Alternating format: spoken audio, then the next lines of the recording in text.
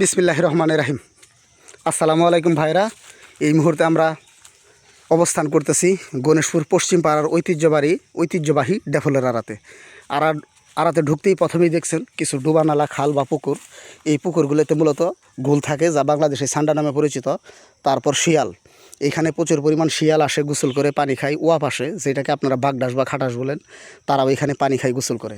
বা দুই একটা সাপও থাকে, বিভিন্ন যে আমাদের দেশীয় প্রজাতির সাপ, দারাস বা পানি সাপ, ধুরা সাপ এই পুকুরগুলোতে থাকে।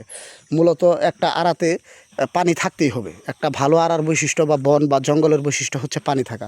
পানি ছাড়া কোনো প্রাণী বাঁচতে পারে না। দেখতেছেন কত ভয়ঙ্কর একটি আড়া। এই আড়ার সবচেয়ে যে দুইটা বিষয় বেশি আলোচিত, তা হচ্ছে দক্ষিণবাড়ি আড়ার সুত্রা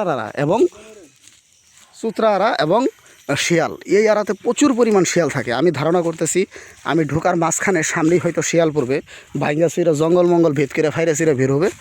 যাই হোক, পাইলে তো ভালো, না পাইলেও দুঃখের কিছু নাই, কারণ মানুষের পায়ের আওয়াজ পাইলে শিয়াল তো পণ্ডিত, অনেক চালাক, সে সরে যা। তো আমি সরাসরি সুতরার আড়াতে ঢোকার চেষ্টা করতেছি। আমার সঙ্গে আছে আমাদের এলাকার কৃতি সন্তান সুমন, যে সবসময় এলাকার সুখে দুঃখে পাশে রয়েছে। আপাতত চাকরিও করতেছে বা বেশিরভাগ সময় বাড়িতেও থাকে। আমরা তো আর বাড়িতে খুব একটা থাকতে পারি না। তো সুমন আর আমি এই আড়াতে আসছি। খুবই একটা ভয়াবহ অবস্থা। এই যে এই আড়াতে এইখানে প্রচুর পরিমাণ আগে চুতরা গাছ থাকতো। আপনারা মুখে মুখে নাম শুনছেন চুতরা গাছের।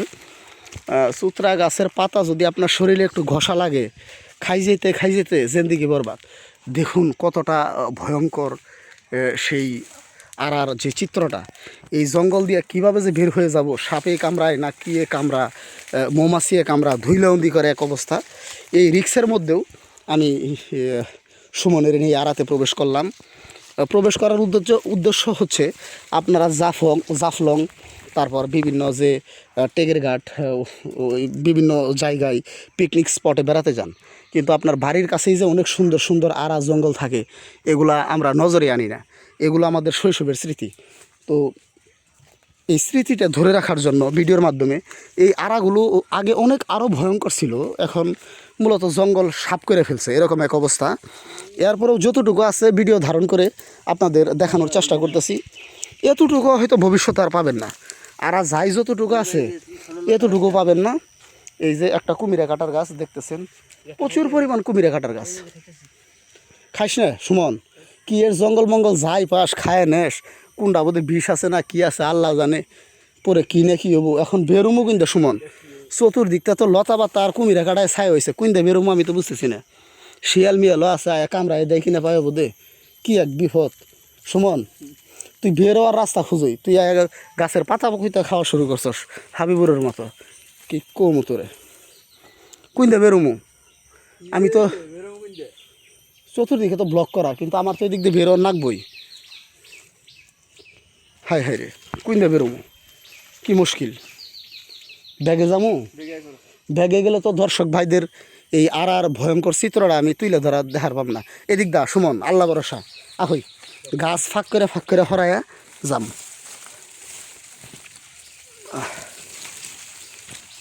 এই সিফাদা বেরো সুমন,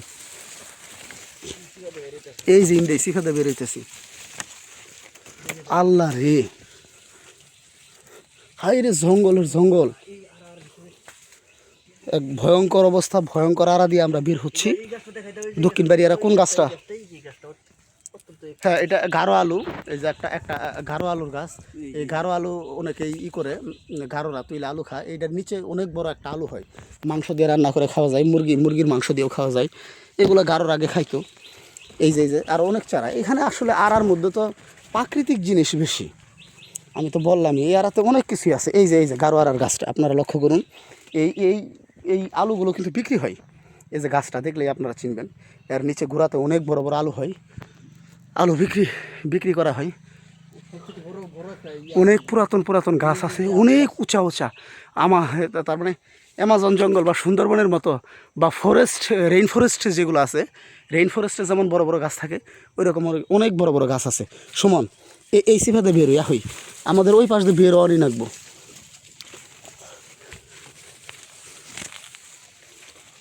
কি যে এক ভয়ঙ্কর আড়া, এটা বলার মতো না। আপনারা তো দিনের বেলা এখানে প্রবেশ করতেই পারবেন না। ওই যে একটা শিয়াল চলে যাচ্ছে ভাই, শিয়াল একটা পাইছি দেখেন, ওই যে আপনারা কি লক্ষ্য করতেছেন, ওই যে যাচ্ছে শিয়ালটার পিছনে পিছনে আমি যাই, পিছনে পিছনে যাই, গেলেও পাবো না, সে আস্তে ধীরে রিল্যাক্সে বের হয়ে গেলো আমার সামান দিয়ে। আমি তো দেখলামই, যেহেতু আমার সরাসরি আমি চোখে দেখতেছি সশরীরে, কিন্তু আপনারা দেখতে পেলেন না হয়তো, মোবাইলে ওইটা ধরে নাই, মোবাইলের ক্যামেরায় ধরে পড়ে নেই, কারণ অনেক জঙ্গল, গাছের পাতা পুইতা ক্যামেরার সামনে, আপনারা জঙ্গলটা দেখছেন কিন্তু শিয়ালটা দেখতে পারেন নাই। কিন্তু শিয়ালটা মাত্র আমার কাছ থেকে মাত্র 5 থেকে 6 হাত দূরেই ছিল। এই যে বাঁশের এই দিক দিয়ে বের হয়ে গেলো শিয়ালটা মাত্রই।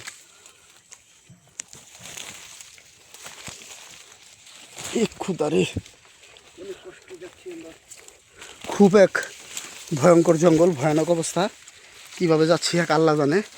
এই মুড়িতে একটু জঙ্গল কম, এদিকে প্রচুর পরিমাণ জঙ্গল, আমি আর ওদিকে ঢুকতে চাইতেছি না। সুমন, এই জঙ্গলের ভিতর এই সাইড দিয়ে কি রাস্তা কোনো আছে বেরোয়া যাবো? শিয়ালটা এদিকে আইলো আস্তে আস্তে, এদিক দিয়ে। এই যে সুমন, জায়গা পাইছি, একটু পায়ে হাঁটা জায়গা পাইছি। হ্যাঁ, অনেক পাখির বাসা আছে এখানে, অনেক পাখির বাসা। ওই যে একটা পাখি, অনেক পাখির বাসায় আছে সিফা সাফাই। এই দুপুরবেলা, ভর দুপুরবেলা এগুলো দেখার সময় নাই।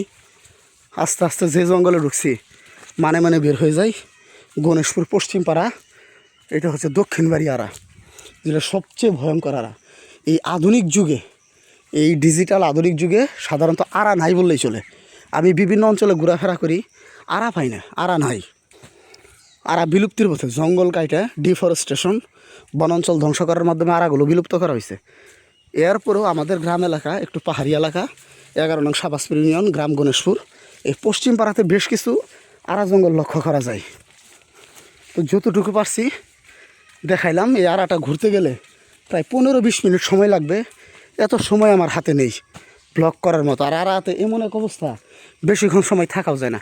এই যে রাস্তাটা, এটা বাঁশতরা যাওয়ার রাস্তা, আর এটা গণেশপুর যাওয়ার রাস্তা, একই রাস্তা। আপনারা হয়তো অনেক সময় আমি মোবাইলে ছবি তুলি, ভিডিও করি, এই আড়াটায় বা এই রাস্তাটা দেখেন। তো আজকে আড়ার ভিতর দিয়ে এসে দেখাইলাম। আমাকে একটু দেখেন সুমন, আমাকে একটু দেখাও। আমি ইসরাফিল ইসলাম মিলন, আপনাদের একটু এই গ্রামের ঐতিহ্য, প্রকৃতি দেখানোর চেষ্টা করি মাঝে মধ্যে। আমার জন্য দোয়া করবেন সবাই। এই পাশেও আড়া আছে, এই পাশেও অনেক আড়া, এত আড়া ভিডিও ধারণ করা সম্ভব না। তো এই গভীর যে অরণ্যটা, আজকে এই অরণ্যের ভিতর দিয়ে বের হইলাম এবং আপনাদের ভিডিও চিত্র ধারণ করে দেখানোর চেষ্টা করছি। সবাই ভালো থাকবেন, আসসালামু আলাইকুম।